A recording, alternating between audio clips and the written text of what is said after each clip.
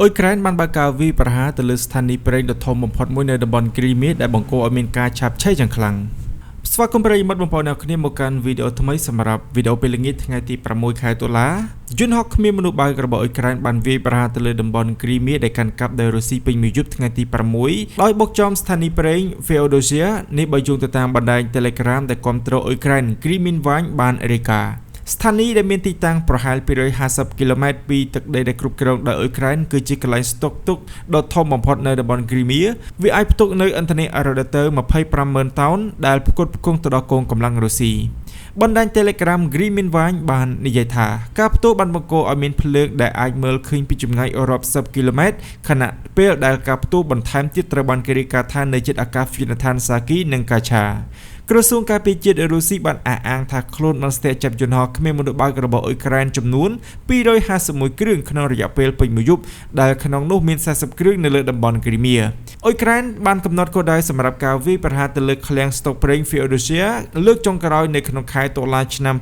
2024ដោយជំរុញឲ្យអាជ្ញាធរកាន់កាប់តំបន់ដែលត្រូវបានតែងតាំងដោយរុស្ស៊ីប្រកាសនៅភាពអាសន្នផងដែរកតកម្មនេះបានកើតឡើងចំពេលដែលយុទ្ធនាការកាន់តែខ្លាំងរបស់អ៊ុយក្រែនប្រឆាំងទៅនឹងទីតាំងហេដ្ឋារចនាសម្ព័ន្ធថាមពលរុស្ស៊ី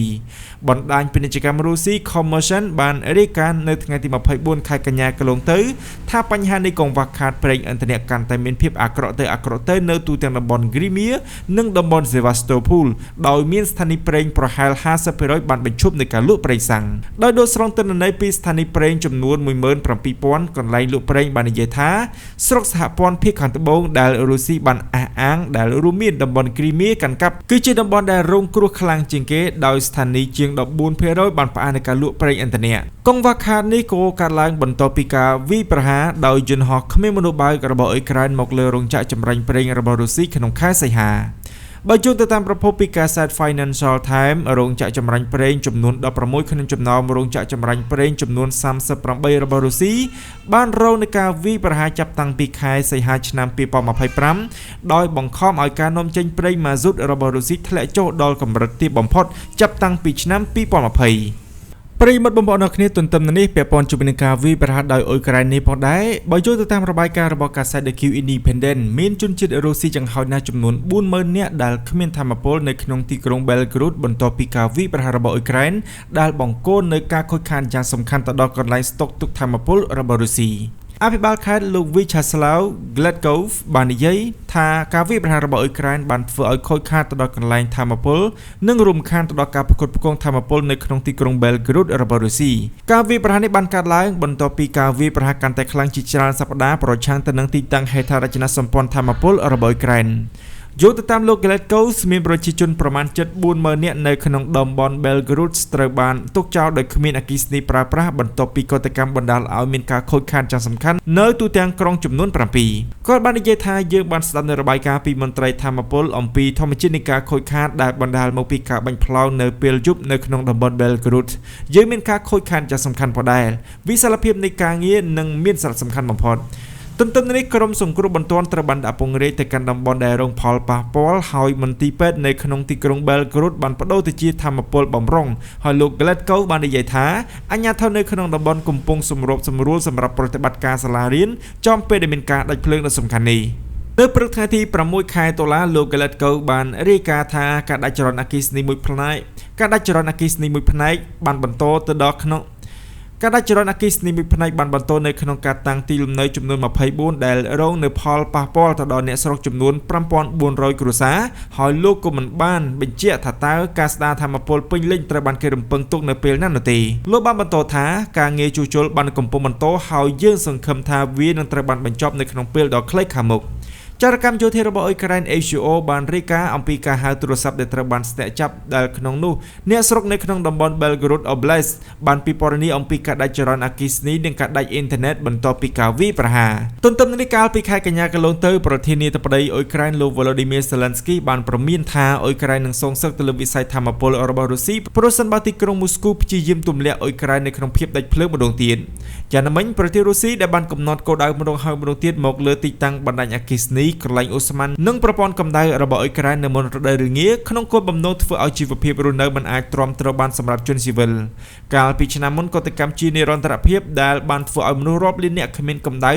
និងអគ្គិសនីក្នុងអំឡុងពេលនៃសីតុណ្ហភាពបានចុះត្រជាក់លោក Volodymyr Zelensky បាននិយាយកាលពីថ្ងៃទី3 ខែតុលាថារុស្ស៊ីបានបាញ់កម្មជ្រួចមីស៊ីលនិងយន្តហោះគ្មានមនុស្សបើកទ្រង់ទ្រាយធំមកលើទីតាំងរោងចក្រថាមពលរបស់អ៊ុយក្រែនដោយចាត់ប្រកាន់ទីក្រុងមូស្គូថាបានព្យាយាមធ្វើឲ្យប្រជាជនស៊ីវិលកាន់តែជាចាប់នៅមុនរដូវរងាបើយោងទៅតាមប្រភពពីកាសែត Bloomberg បានរាយការណ៍កាលពីថ្ងៃទី20 ខែកញ្ញាកន្លងទៅដោយដកស្រង់ប្រភពជិតស្និទ្ធនិងវិមានក្រំឡាំងបានលើកឡើងថារុស្ស៊ីគ្រោងនឹងបន្តកំណត់កម្ដៅទៅលើទីតាំងថាមពលរបស់អ៊ុយក្រែននៅមុនរដូវរងាដែលជាផ្នែកនៃកិច្ចខិតខំប្រឹងប្រែងទូលំទូលាយដើម្បីដាក់សម្ពាធក្នុងការសម្បទានទឹកដីណាមួយឲ្យរុស្ស៊ីយ៉ាងណាមិញប្រិយមិត្តបងប្អូនអ្នកគ្នាយើងងាកចេញអំពីការវាប្រហារក៏ដូចជាការដាច់ចរន្តអគ្គិសនីនេះផងដែរយើងមកចាប់អារម្មណ៍ជាមួយនឹងការលើកឡើងរបស់អធិការបតីអាល្លឺម៉ង់លោក Friedrich Merz ពាក់ព័ន្ធជាមួយនឹងយន្តហោះគ្មានមនុស្សបើកដែលត្រូវបានប្រទះឃើញនៅក្នុងដែនអាកាសរបស់ប្រទេសអាល្លឺម៉ង់ណាដែលលោកបានលើកឡើងថារុស្ស៊ីទំនងជានៅពីក្រោយនៃការមើលឃើញនៃយន្តហោះគ្មានមនុស្សបើកទាំងនេះអធិការបតីអាល្លឺម៉ង់លោក Friedrich Merz ដែលបាននិយាយថាលោកជឿថារុស្ស៊ីជាអ្នកទទួលខុសត្រូវចំពោះយន្តហោះគ្មានមនុស្សបើកជាច្រើនគ្រឿងដែលមិនស្គាល់អត្តសញ្ញាណដែលប្រទះឃើញនៅលើទឹកដីអាល្លឺម៉ង់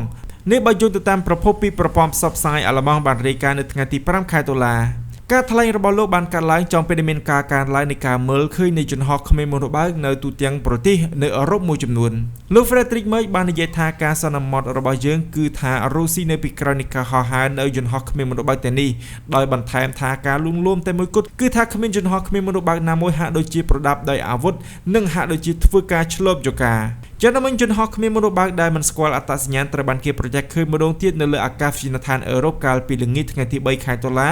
ដោយបានបង្កនៃការរំខានទៅដល់ការហោះហើរមួយចំនួន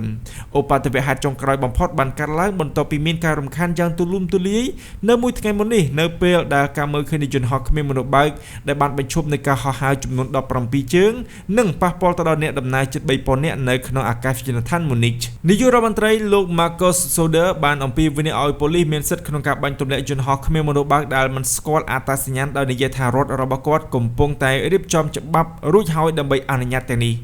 ទន្ទឹមនឹងនេះប៉ូលីសរបស់សាធារណរដ្ឋឆេកក៏បានរាយការណ៍អំពីសកម្មភាពនៃយន្តហោះគ្មានមនុស្សបើកនៅជិតអាកាសយានដ្ឋាន Václav Havel នៅក្នុងទីក្រុង Prague កាលពីថ្ងៃទី3 ខែតុលាផងដែរ